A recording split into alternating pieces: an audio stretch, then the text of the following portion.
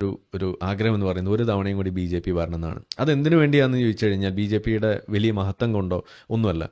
ഒരു കാര്യം, ഒരു നറേറ്റീവ് ഇവിടെ പൊളിയാൻ ഒരു 2 തവണയും കൂടി BJP വരണമെന്നാണ് ഞാൻ പറയുക. ഒരു തവണയും കൂടിയല്ല, ഒരു 4 തവണയും കൂടി, മീൻസ് ഒരു 4ാമത്തെ തവണയും കൂടി വന്നാൽ ഒരു നറേറ്റീവ് ഹിന്ദു മതത്തെ വിമർശിക്കാനുള്ള ഒരു കാരണം നിങ്ങൾ കാണിക്കും. ഒരു ഭീകര പ്രവർത്തനം, ഒരു സൂയിസൈഡ് ബോംബിംഗ് ഒരു ഹിന്ദു നടത്തിയതിൻ്റെ എക്സാമ്പിൾ നിങ്ങൾ കൊണ്ടെത്താം എന്നാൽ നമുക്ക് പറയാം. അതല്ലാതെ ഇതുപോലെ മറ്റൊരു രാഷ്ട്രത്തെ വെട്ടിപ്പിടിക്കാൻ വേണ്ടി ഹിന്ദു മതം ഉപയോഗിച്ചതിൻ്റെ പേര് നിങ്ങൾ പറയാം. അതെ, വെറുതെ ഇസ്ലാമിനെ പറയുമ്പോൾ അവിടെ ഹിന്ദുവിനെ പറയണമെന്ന ആ ബാലൻസ് കെ നായർ കളിക്കാൻ എന്നെ കിട്ടില്ല. ഏതായാലും ഈ നമ്മളുടെ ഒരു സുഹൃത്ത് ഇദ്ദേഹം പറഞ്ഞ വാചകം തന്നെയാണ് എനിക്ക് പറയാനുള്ളത്. എന്തുകൊണ്ട് RSനെ നിരോധിക്കുന്നില്ല, എന്തുകൊണ്ട് പോപ്പുലർ ഫ്രണ്ടിനെ നിരോധിക്കുന്നു എന്ന് ചോദിച്ചു കഴിഞ്ഞാൽ, പോപ്പുലർ ഫ്രണ്ടുകാർ ഹിന്ദുക്കളെ കണ്ടെടുത്ത് വെച്ച് വെട്ടിക്കൊല്ലാൻ വേണ്ടി തന്നെയാണ് പദ്ധതി ഇട്ടിരുന്നത്. എന്നാൽ RSSകാർ മുസ്ലിമിനെ കണ്ടെടുത്ത് വെച്ച് കല്ലെറിഞ്ഞു കൊല്ലാനോ വെട്ടിക്കൊല്ലാനോ അല്ല പദ്ധതി ഇട്ടിട്ടുള്ളത്. അങ്ങനെ ഒരു പദ്ധതി അവർക്കില്ല എന്ന് തന്നെയാണ് അതിൻ്റെ കാര്യം. ഇത് വിയോജിപ്പുള്ള ആളുകളുണ്ടാകാം, വിയോജിപ്പുള്ള ആളുകളുണ്ടാകും. ഏതായാലും എനിക്കും പറയാനുള്ളത് അത് തന്നെയാണ്. RSS ഇവിടുത്തെ മുഴുവൻ മുസ്ലിംസിനെ മുക്കിക്കൊല്ലണം എന്ന് പറഞ്ഞ് നടക്കുന്നവരല്ല എന്ന് തന്നെയാണ് എനിക്ക് പറയാനുള്ളത്. ഭാഗ്യത്തിന് ഇതേപോലെ ഒരു മുസ്ലിമും കൂടി പറഞ്ഞു വെച്ചിട്ടുള്ളത് കൊണ്ട് എനിക്ക് ചെറിയൊരു ആശ്വാസം ഉണ്ടാവും. ഇല്ലെങ്കിൽ എന്നെ വലിയ മൂത്ത സംഖ്യയാക്കിയാണ്. ഒരു കാര്യം കൂടി എടുത്ത് പറയേണ്ടത്, ഇവിടുത്തെ BJP സർക്കാർ വന്നതിന് ശേഷം നാഷണൽ സെക്യൂരിറ്റി എന്ന് പറയുന്നതിന് വലിയ തോതിലുള്ള ഇംപ്രൂവ്മെൻ്റ് ഉണ്ടായിട്ടുണ്ട് എന്നുള്ളതും നമ്മളിവിടെ എടുത്ത് പറയേണ്ടതായിട്ട് വരും. നിങ്ങൾ അറിഞ്ഞുകൊണ്ടേയിരിക്കണം. എന്തുകൊണ്ടാണ് ഇസ്ലാമിനെ മാത്രം വിമർശിക്കണമെന്ന് ചോദിച്ചു കഴിഞ്ഞാൽ ഇത് തന്നെയാണ് അതിൻ്റെ കാരണം. ഈ പണി, ഈ പോക്കരുത്തർ, ഈ കുത്തിത്തിരിപ്പ് ഇത് വേറെ ആരും ചെയ്യുന്നില്ല. ഇത് ഹിന്ദുക്കൾ ചെയ്യുന്നില്ല, ഇത് ക്രിസ്ത്യാനികൾ ചെയ്യുന്നില്ല, ജൂതന്മാർ ചെയ്യുന്നില്ല, ഇത് ബുദ്ധമതക്കാർ ചെയ്യുന്നില്ല, ജൈനന്മാർ ചെയ്യുന്നില്ല, സിഖുകാർ ഇപ്പോൾ കുറച്ച് നമ്മളെ ഖാലിസ്ഥാനികൾ ചെയ്യുന്നുണ്ട്. പക്ഷേ ഇതിൻ്റെ അത്രയും ഒരു കോമ്പറ്റീഷനായിട്ട് വന്നിട്ടില്ല. അതുകൊണ്ട് തന്നെയാണ് ഇസ്ലാമിനെ അവിടെ മുഴച്ച് നമുക്ക് കാണാൻ കഴിയും. എന്ന് വെച്ചാൽ പച്ചയ്ക്ക് പറഞ്ഞാൽ ഇപ്പോൾ തൽക്കാലം പേ പിടിച്ച പട്ടി എന്ന് പറയുന്നത് അത് ഇസ്ലാമാണ്. ബാക്കിയുള്ള പട്ടികൾക്ക് പേ പിടിച്ചിട്ടില്ല. പേ പിടിക്കുമ്പോൾ നമുക്ക് പിന്നാലെ കൂടാം. അപ്പോൾ തൽക്കാലം ഇപ്പോൾ നമ്മുടെ മുന്നിലുള്ള ഈ പേപ്പട്ടിയെയാണ് നമ്മൾ തിരിച്ചറിയേണ്ടതും അതിനെക്കുറിച്ചുള്ള വിവരങ്ങൾ നമ്മൾ പറഞ്ഞുകൊണ്ടേയിരിക്കുക. അതുതന്നെയാണ് നമുക്ക് Ambedkar to shield the real intention of establishing an Islamic rule and to reach out to SCs, STs, OBCs. എന്താ ഇവിടെ പറഞ്ഞത് നകുലേട്ടാ? നമ്മളിപ്പോൾ എന്താ കേട്ടത്? അതായത് നമ്മൾ യൂട്ടിലൈസ് ചെയ്യണം എന്തൊക്കെ? National flag of India, constitution and Ambedkar, പിന്നെ നമ്മളുടെ reach out to SCs, STs and OBCs. ഇതാണ് അവിടെ പറഞ്ഞത്. ഇപ്പം മനസ്സിലായോ എന്തുകൊണ്ടാണ് നമ്മൾ ഈ തക്കിയ എന്ന് പറയുന്നതോ അതല്ലെങ്കിൽ ഇവരുടെ ഈ ഡിസെപ്ഷൻ എന്ന് പറയുന്നത് ഏത് ലെവലിൽ വരെ പോകുമെന്ന് പറയുന്നത്? ഇപ്പോൾ മനസ്സിലായോ എന്തുകൊണ്ടാണ് യഥാർത്ഥത്തിൽ റിപ്പബ്ലിക്കിനെ രക്ഷിക്കാൻ വേണ്ടി ഇറങ്ങി തിരിച്ചത് ആരാണ്? ഇങ്ങനെ ഒരു സ്റ്റേറ്റ്മെൻറ്റ് ഞാനിവിടെ അടിവരായിട്ട് പറയുകയാണ്. ഇങ്ങനെ ഒരു സ്റ്റേറ്റ്മെൻറ്റ് ഇത് ഇവിടുത്തെ സംഖ്യകൾ നടത്തില്ല. അടിവരായിട്ട് ഞാൻ പറയുകയാണ്. ഇങ്ങനെ ഒരു സ്റ്റേറ്റ്മെൻറ്റ് പറഞ്ഞുകൊണ്ട് ഇവിടുത്തെ മുസ്ലിങ്ങളായിട്ടുള്ള ആളുകൾ മുഴുവൻ കൊല്ലണം എന്ന് പറയുന്നൊരു സ്റ്റേറ്റ്മെൻറ്റ് ഇവർ നടത്തിയിട്ടില്ല എന്ന് മാത്രമല്ല, നടത്തുകയില്ല എന്ന് മാത്രമല്ല, മുസ്ലിങ്ങളും ഹിന്ദുക്കളാണ്, അവരും ഒരു ഇന്ത്യൻ കൾച്ചറിൻ്റെ ഭാഗമാണ് എന്ന് പറഞ്ഞുകൊണ്ട് അവരും നമ്മളിൽപ്പെട്ടവരാണെന്ന് പറയുന്ന ഒരു ഇൻക്ലൂസിവിറ്റിയാണ് അവർ മുന്നോട്ട് വെച്ചിരിക്കുന്നത്. അങ്ങനെയല്ല ഇവരിവിടെ വെക്കുന്നത്. ഇവർ വെക്കുന്നത് കാഫിർ മുസ്ലിം എന്ന വേർതിരിവും കാഫിറുകളെ ടാർഗറ്റ് ചെയ്യുന്ന പരിപാടിയും അതോടൊപ്പം തന്നെ അവരുടെ ആ ഐക്കൺസ്, അവരുടെ അത്തരത്തിലുള്ള കൺസെപ്റ്റ്സ് അതെല്ലാം ഉപയോഗിച്ചുകൊണ്ട് അവരിലേക്ക് നുഴഞ്ഞു കയറിക്കൊണ്ട് ഇതിനെ മുതലെടുക്കുന്ന രീതിയാണ് ഇവർ മുന്നോട്ട് വെക്കുന്നത്. ഇവിടെ അതാണ് അവർ കണ്ടുവെക്കുന്നത്. ഇവർ ഉപയോഗിക്കുന്നത് എന്താണ്? ഒന്നാമത്തെ ആൾ അംബേദ്കറാണ്. ഏറ്റവും കൂടുതൽ ഈ അംബേദ്കർ സ്നേഹവും ദളിത് സ്നേഹവും ഒക്കെ കാണിക്കുന്നത് എന്തുകൊണ്ടാണ്? അവരുടെ ലക്ഷ്യം അവരെ കയ്യിലെടുത്തുകൊണ്ട് സമൂഹത്തിന് വേണ്ട വിലപ്പെട്ട എന്തോ ഒരു സാധനം കൊടുക്കുന്ന ആൾക്കാരാണ് തങ്ങളെന്ന് വരുത്തി തീർക്കുക, സ്വയം അവതരിക്കാനുള്ള ശ്രമമാണ് അവർ നിരന്തരം നടത്തിക്കൊണ്ടിരുന്നത് എന്ന് നിങ്ങൾക്ക് ഇവിടെ കാണാം. In the third stage party should form close alliances with SCs, STs and OBCs and win elections and at all levels at least in 5 seats. എന്തിനു വേണ്ടിയിട്ടാണ് SCs ദളിതുകളെ കൂടെ പിടിക്കുന്നത് അല്ലെങ്കിൽ OBCകളെ കൂടെ പിടിക്കുന്നതിന് വേണ്ടിയിട്ടാണ്? കാരണം മറ്റുള്ള ആളുകൾക്ക് ബോധമുണ്ട്, അവർക്ക് ഈ വിഷയങ്ങളെക്കുറിച്ചുള്ള ഒരു ധാരണയും ഉള്ളതുകൊണ്ട് ഇവരുടെ കൂടെ കൂടാൻ സാധ്യതയില്ല. എന്നാൽ ഇതിനെക്കുറിച്ച് അജ്ഞരായിട്ട് ഇരിക്കുന്ന ആളുകളും അവരൊക്കെ എങ്ങനെയെങ്കിലും മുകളിലേക്ക് വരണമെന്ന വലിയ ആഗ്രഹം കൊണ്ട് നടക്കുന്ന ആളുകളായതുകൊണ്ട് അവരെ കൂട്ടുപിടിച്ച് അവരിലൂടെ മുകളിലേക്ക് കയറാനുള്ള ശ്രമം, അതായത് ഡെമോക്രസിയെ പോലും ദുരുപയോഗം ചെയ്യുന്ന പരിപാടി, ഒരു ഡെമോക്രസി ജിഹാദ് എന്ന് വേണമെങ്കിൽ നമുക്ക് പറയാം.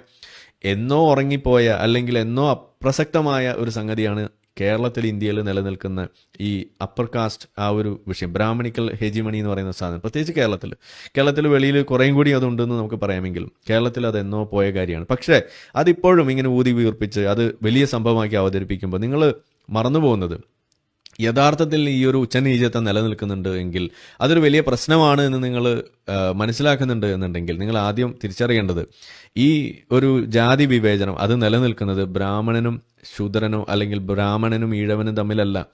അത് മാത്രമല്ല, ഈ താഴേക്കടയുള്ള ജാതികൾ അവരെ എടുത്തു കഴിഞ്ഞാൽ അതിൽ പോലും സ്ട്രേറ്റാസ് കണ്ടെത്തി അതിലെ താഴെയും മുകളിലുമായിട്ട് വിഭജിച്ച് തമ്മിൽ തല്ലുകൂടുന്നത് നിങ്ങൾക്ക് കാണാം. ഇത് നാട്ടിലെ അവസ്ഥ ഇതാണെന്നുണ്ടെങ്കിൽ നിങ്ങൾ ആദിവാസി ഗോത്രങ്ങളിലേക്ക് പോയി കഴിഞ്ഞാൽ അവിടെ എവിടെയാണ് ബ്രാഹ്മണനുള്ളത്? എന്നാൽ പോലും അവരുടെ ഇടയിൽ പോലും ഈ ഉച്ചനീചത്വം കൊണ്ടു നടക്കുന്നത് നിങ്ങൾക്ക് കാണാം. അപ്പം ഇവിടെ നമ്മൾ അഡ്രസ്സ് ചെയ്യേണ്ട വിഷയം എന്ന് പറയുന്നത് ഉച്ചനീചത്വം എന്ന് പറയുന്ന ഒരു വിഷയമാണ്. ഡിസ്ക്രിമിനേറ്ററി ആയിട്ടുള്ള അത്തരം ആശയങ്ങളെയാണ് നമ്മൾ അറ്റാക്ക് ചെയ്യേണ്ടത്. അതിന് പകരം അത് മുഴുവൻ ഈ ബ്രാഹ്മണിക്കൽ ഹെജമണിയാണെന്ന് പറയുകയും അത് ഉപയോഗിച്ചുകൊണ്ട് അവിടെ ഒരു RSSനെതിരെയുള്ള ഒരു സാധനമാക്കി മാറ്റിക്കൊണ്ട് അതിലൂടെ അവർ സ്വയം മുതലെടുപ്പ് നടത്തുക എന്ന് പറയുമ്പോൾ സത്യത്തിൽ ഇതിന് വഴിവെക്കുന്നത് ആരാണ്? ഇതുപോലുള്ള സാധനങ്ങൾ കൊണ്ടു നടക്കുന്ന ഈ കൂട്ടം ആളുകളെയാണ് ഞാൻ പറഞ്ഞല്ലോ, ഇന്ത്യ ഒരു താലിബാൻ മോഡലിലുള്ള ഒരു ഹിന്ദു മതരാഷ്ട്രമാകാൻ ഇന്ത്യക്ക് ആകില്ല എന്ന് ഞാൻ പറയുന്നത് അതുകൊണ്ട് തന്നെയാണ്. കാരണം അത് അങ്ങനെയാണെന്ന് വരുത്തി തീർത്തുകൊണ്ട് ആളുകളിൽ ഒരു അരക്ഷിതാവസ്ഥ ഉണ്ടാക്കി, പ്രത്യേകിച്ച് മുസ്ലിങ്ങളിൽ അത് ഉണ്ടാക്കിക്കൊണ്ട് നിരന്തരം അവരെ മുൾമുനയിൽ നിർത്തി ഈ പോപ്പുലർ ഫ്രണ്ടിന്റെ ഇന്ത്യ ഒരു ഇസ്ലാമിക രാഷ്ട്രമാക്കുക എന്ന് പറയുന്ന ലക്ഷ്യം, അതായത് ഈ ഗസ്വായ് ഹിന്ദ് എന്ന് പറയുന്ന സാധനം കൂടിയായിട്ട് നിങ്ങൾക്ക് ഇതിനെ കാണാം. ആലോചിക്കേണ്ടത് ഇതേ സ്ട്രാറ്റജി തന്നെയായിരുന്നു നമ്മളുടെ സിറിയയില്, ഇറാഖില് ഐസിസ് ഒക്കെ ചെയ്തിരുന്നതും. എന്തുകൊണ്ടാണ് തുർക്കിയിൽ നടക്കുന്ന കാര്യങ്ങൾ അതിപ്പോൾ കഴിഞ്ഞ ദിവസമൊക്കെ കണ്ടു, ക്രിസ്ത്യൻ പള്ളിയൊക്കെ മുസ്ലിം പള്ളിയാക്കിയിട്ടൊന്നും ഇവിടുത്തെ ഒരു കാക്കാനും ഒരു പ്രശ്നവുമില്ല. അതേസമയം തിരിച്ചായിരുന്നുണ്ടെങ്കിൽ നിലവിളിയായിരിക്കും കേട്ടോ, സേവ് ഇസ്ലാം, ഇസ്ലാം ഡേഞ്ചർ, ഇസ്ലാം ഖത്തറേമേഹ എന്നൊക്കെ പറഞ്ഞ് ഇവിടെ കച്ചറയായിരിക്കും. എന്തായാലും തുർക്കി എന്ന് പറയുന്നത് ഒരു ഖിലാഫത്തായിട്ട് തന്നെയാണ് അവർ കണക്കാക്കുന്നത്. എർദുഗാൻ എന്ന് പറയുന്നത് അവരുടെ ഖലീഫയുമായിട്ടാണ്. അതുകൊണ്ട് തന്നെ അവർ വിളിക്കുന്നത് പോലും ഫ്ലാഗ് ബെയറർ ഓഫ് ഇസ്ലാം എന്നാണ് തുർക്കിയെ വിശേഷിപ്പിക്കുന്നത്. എഫേർട്സ് ആർ പോപ്പുലർ ഫ്രണ്ട് എന്ന് പറയുന്ന സാധനം അതൊരു നമ്മൾ വിചാരിക്കുന്ന പോലെ ഒരു സാമൂഹിക സന്നദ്ധ സേവന സംഘടനയായിട്ടല്ല ഇവിടെ നിലനിന്നിരുന്നത്. അവർ അതിൻ്റെ മറവിൽ ഒളിച്ചു കടത്താൻ ശ്രമിച്ചുകൊണ്ടിരുന്നത് പച്ചയായ ഭീകരവാദം തന്നെയായിരുന്നു. ഇന്ത്യയെ അതിൻ്റെ ജനാധിപത്യ മതേതര സ്വഭാവം തകർത്തുകൊണ്ട് അതിൻ്റെ കോൺസ്റ്റിറ്റ്യൂഷനെ അവിടെ മാറ്റിവെച്ച് അവിടെ ഖുർആൻ തിരുകാൻ വേണ്ടി തന്നെയാണ് അവർ ഇറങ്ങിത്തിരിച്ചിരുന്നത്. അത് നമ്മൾ മനസ്സിലാക്കണം. ഗ്ലോബൽ ടെററിസം ഇൻഡെക്സ് 2024 എടുക്കുമ്പോൾ അതിലെ ടോപ്പ് 4 ടെറർ ഓർഗനൈസേഷൻസ് നമ്മൾ എടുത്തു കഴിഞ്ഞാൽ 4 ഇസ്ലാമിക് ടെറർ ഓർഗനൈസേഷൻസ് ആണ്. 1 ഐസിസ് ആണ്, 2 ഹമാസ് ആണ്, 2 ജമാഅത്ത് നുസ്രത്ത് അൽ ഇസ്ലാം വൽ മുസ്ലിമീൻ, JNIM, 4 അൽ ഷബാബാണ്. 4 ഇസ്ലാമിക് ടെറർ ഓർഗനൈസേഷൻസ് ആണ്.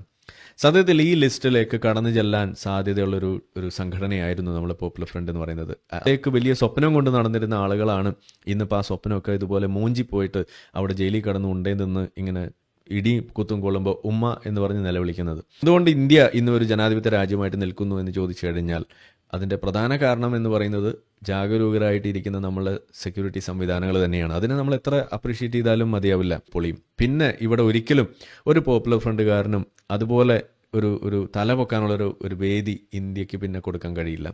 എന്താണത്? ഇവിടെ ന്യൂനപക്ഷ വേട്ട എന്ന് പറയുന്ന ഒരു സാധനം, മുസ്ലിങ്ങളെ മുഴുവൻ കൊന്നെടുക്കുന്ന ആളുകളാണ് ഇവിടുത്തെ ഹിന്ദുക്കൾ എന്ന് പറയുന്ന ഒരു നറേറ്റീവ്, അത് നിറം പിടിപ്പിച്ച് പൊലിപ്പിച്ചും തന്നെയാണ് ഇവിടെ പടർത്തിക്കൊണ്ടിരിക്കുന്നത്. അതിൻ്റെ പേരിലാണ് ഇവിടെയുള്ള കംപ്ലീറ്റ് മുതലെടുപ്പും ഇവിടെ നടന്നുകൊണ്ടിരിക്കുന്നത്. അത് നമ്മൾ ഇനി അനുവദിക്കാൻ പാടില്ല.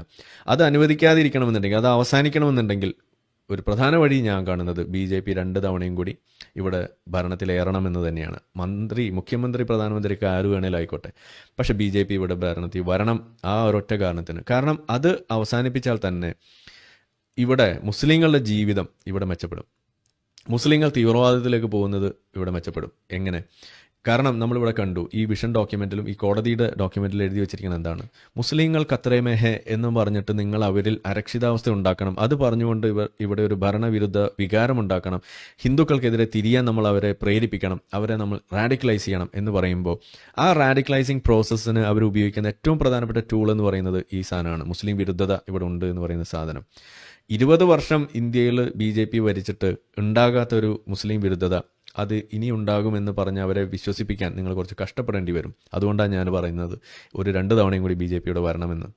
അത് തന്നെ വന്നാൽ തന്നെ അത് മെച്ചപ്പെടുന്നു മാത്രമല്ല, അത് പറഞ്ഞുകൊണ്ട് വോട്ട് പിടിക്കുന്ന പരിപാടി ഇവിടെ അവസാനിക്കുന്നു മാത്രമല്ല, മുസ്ലിങ്ങൾക്ക് അവരുടെ സ്വന്തം ജീവിതത്തിൽ മതചിന്തയും ഇതുപോലുള്ള തീവ്രവാദത്തിലേക്ക് കടന്നു ചെല്ലുന്നതൊക്കെ കുറച്ചുകൊണ്ട് സ്വന്തം ജീവിതം കെട്ടിപ്പടിക്കുന്നതിലേക്ക് അവർക്ക് ഫോക്കസ് ചെയ്യാൻ കഴിയും.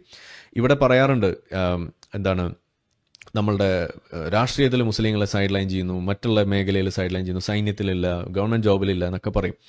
അപ്പോൾ നമ്മൾ വിചാരിക്കും ഓക്കെ ഇത് ആരോ തടഞ്ഞതാണെന്ന് പറയാം. അല്ല, സൈന്യത്തിൽ ചേരരുത്, അത് ഹറാമാണെന്ന് പഠിപ്പിക്കുന്ന മതമാണ് ഇസ്ലാം. കാരണം കാഫിറുകൾ ആണ്, കാഫിറിൻ്റെ കൂടെ നിങ്ങൾ സൈന്യത്തിൽ നിൽക്കുമ്പോൾ പാകിസ്ഥാനെതിരെ വെടിവെക്കേണ്ടി വരുമ്പോൾ പാകിസ്ഥാനി മുസ്ലിമാണ്, മുസ്ലിമിനെ വെടിവെക്കാൻ കഴിയില്ല എന്ന് പറഞ്ഞ് പഠിപ്പിക്കുന്ന മതമാണ് ഇസ്ലാം. അത് മദ്രസകളിൽ ഒളിഞ്ഞും തെളിഞ്ഞും വരുന്നു, അവിടെയാണ് ഇതിൻ്റെ പ്രശ്നം കിടക്കുന്നത്. അതേപോലെ ഗവൺമെൻറ് ജോബ് അതിലേക്ക് വരുമ്പോൾ ഒരു കാലത്ത് ഇവിടെ പറഞ്ഞുകൊണ്ട് നടന്നത് എന്താണ്, അത് അനിസ്ലാമികമാണ്, അത് കാഫിറുകൾക്ക് അത് മാത്രമേ പറ്റുള്ളൂ, നമ്മളത് ചെയ്യാൻ പാടില്ല എന്ന് പറഞ്ഞ് അവരെ പിന്തിരിപ്പിച്ചു. അപ്പോൾ ഒറ്റ നോട്ടത്തിൽ ഈ ഡിസ്ക്രിമിനേഷൻ എന്ന് പറയുന്ന ഒരു സാധനം, അത് അല്ലെങ്കിൽ ആ ഒരു ഡിസ്പാരിറ്റി എന്ന് പറയുന്ന സാധനം ഒരു ഡിസ്ക്രിമിനേഷൻ ആയിട്ട് നിങ്ങൾക്ക് തോന്നുമെങ്കിൽ സത്യത്തിൽ ആ discrimination it was not from outside, it was from within എന്നതാണ് അതിൻ്റെ കാര്യം. അത് സ്വയം അത് വരുത്തി വെച്ചതായിരുന്നു. അപ്പോൾ അത് മാറണമെന്നുണ്ടെങ്കിൽ, ജീവിതം മുന്നോട്ട് കൊണ്ടുപോകണമെന്നുണ്ടെങ്കിൽ രാഷ്ട്രത്തോടൊപ്പം മുന്നോട്ട് നിൽക്കുക എന്നത് തന്നെയാണ് അതിൻ്റെ കാര്യം. അതിനുവേണ്ടി മുന്നോട്ട് വന്നാലാണ് ഇത് മെച്ചപ്പെടുള്ളൂ എന്നുള്ളൊരു ധാരണ അവർക്ക് കിട്ടണമെങ്കിൽ ആദ്യം ഈ ഭയമില്ലാതെയാകണം. ഈ ഭയമില്ലാതെയാകണമെന്നുണ്ടെങ്കിൽ ഉപദേശിച്ച് നമുക്ക് മാറ്റാൻ കഴിയില്ല. കാരണം മുസ്ലിങ്ങളകത്ത് ഉള്ള ആളുകൾ പറഞ്ഞു പരത്തിക്കൊണ്ടിരിക്കുന്നത് അവർ ഖത്തറേമേ ഹേ എന്നായതുകൊണ്ട് അതല്ല എന്ന് തെളിയിക്കേണ്ട ബാധ്യത, അല്ലെങ്കിൽ അതിനുള്ള വഴി അത് പുറത്താണ്. ആ വഴി, അതിലേറ്റവും പ്രധാനപ്പെട്ട വഴി എന്ന് പറയുന്നത് BJP ഒരു 2-3 തവണയും കൂടി ഭരണത്തിൽ ഇരിക്കുക എന്നത് തന്നെയാണ്. ഒരു മുസ്ലിം, ഒരു കാഫിർ അവിടെ വന്നു കഴിഞ്ഞാൽ ആ മുസ്ലിമിൻ്റെ മുന്നിൽ കാഫിറിന് പിന്നെ 3 ഓപ്ഷൻസേ ഉള്ളൂ. ഒന്നുകിൽ മതം മാറുക, അതല്ലാന്നുണ്ടെങ്കിൽ കൊല്ലപ്പെടുക, അതും അല്ലാന്നുണ്ടെങ്കിൽ മതം മാറുന്നത് വരേക്കും ആ ജിസിയ കൊടുത്ത് അവിടെ താമസിക്കാനുള്ളൊരു, അതല്ല ഹിന്ദുവിൻ്റെ മുന്നിൽ ഒരു മുസ്ലിമിനുള്ളത്, അതല്ല ഹിന്ദുവിൻ്റെ മുന്നിൽ ഒരു ജൂതനുള്ളത്, അതല്ല ഹിന്ദുവിൻ്റെ മുന്നിൽ മറ്റേതൊരു മതത്തിൻ്റെ ഉള്ള ആൾക്കുള്ളത്, അവിടെ അവൻ്റെ വിശ്വാസം അവനൊരു പ്രശ്നമേ അല്ല എന്നത് തന്നെയാണ്. എന്തായാലും ഇവിടുത്തെ ബഹുഭൂരിപക്ഷം മുസ്ലിങ്ങൾ മനസ്സിലാക്കേണ്ട ഒരു കാര്യമാണ് ഈ കാര്യം. ഇത് പണ്ട് പറഞ്ഞതിനാണ് നമ്മളുടെ മുഹമ്മദ് കാക്കാനെ, നമ്മളുടെ ബാബറി മസ്ജിദിൻ്റെ പല കാര്യങ്ങൾ പുറത്തേക്ക് കൊണ്ടെത്തിച്ച് അദ്ദേഹം പറഞ്ഞു എന്നതിൻ്റെ പേരിൽ അദ്ദേഹത്തെ എല്ലാവരും കൂടി പഞ്ഞിക്കിട്ടിരുന്നത്. അദ്ദേഹം പറഞ്ഞെന്താണ്, India is secular only because it's a Hindu majority country and it's the greatness of Hinduism എന്ന് അദ്ദേഹം പച്ചയ്ക്ക് പറയാണ്. ധൈര്യമുണ്ടെങ്കിൽ ഹിന്ദുയിസത്തെക്കുറിച്ച് പറയൂ എന്നൊക്കെ ചോദിച്ച് കമൻ്റ് ഇടുന്ന കാക്കാമാരെ അറിയാൻ വേണ്ടി പറയാണ്. നിങ്ങൾ ഒരു കാരണം കാണിച്ചതാണ്, ഇതുപോലെ ഒരു കാര്യം പറഞ്ഞുകൊണ്ട് ഹിന്ദു മതത്തെ വിമർശിക്കാനുള്ള ഒരു കാരണം നിങ്ങൾ കാണിക്കും. ഒരു ഭീകര പ്രവർത്തനം, ഒരു സൂയിസൈഡ് ബോംബിംഗ് ഒരു ഹിന്ദു നടത്തിയതിൻ്റെ എക്സാമ്പിൾ നിങ്ങൾ കൊണ്ടെത്താം എന്നാൽ നമുക്ക് പറയാം. അതല്ലാതെ ഇതുപോലെ മറ്റൊരു രാഷ്ട്രത്തെ വെട്ടിപ്പിടിക്കാൻ വേണ്ടി ഹിന്ദു മതം ഉപയോഗിച്ചതിൻ്റെ പേര് നിങ്ങൾ പറയാം.